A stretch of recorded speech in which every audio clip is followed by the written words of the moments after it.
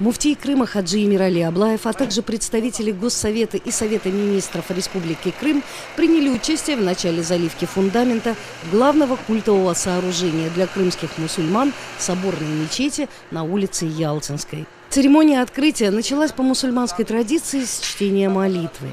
На месте будущего здания был проведен обряд жертвоприношения, что символизирует успешное начало благого дела.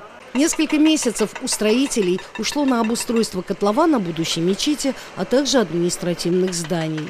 И вот настал день, когда муфтий Крыма Хаджи Эмирали Аблаев одним из первых нажал кнопку пульта управления, и заливка бетона началась.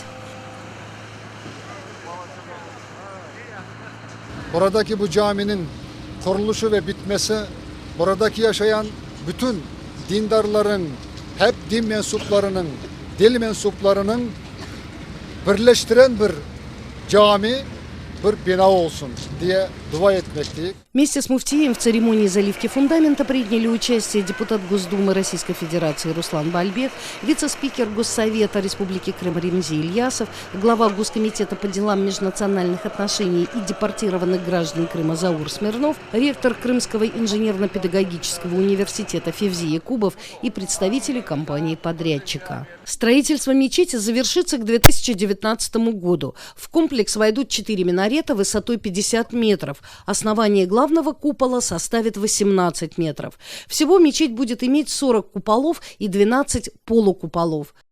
Участок для строительства комплекса соборной мечети площадью более 3 гектаров расположен вдоль одной из главных дорожных артерий республики – Ялтинской трассы. С севера – лес и водохранилище, с востока, юга и запада – объездная дорога, проходящая по живописной местности вокруг города. В будущем, когда мечеть откроет свои двери, эзан будет слышен отсюда на многие километры вокруг.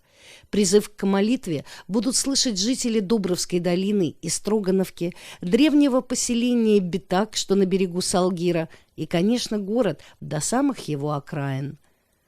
Зера Эмирсуин, Дилявер Мемеджанов, пресс-служба Духовного управления мусульман Крыма и города Севастополь.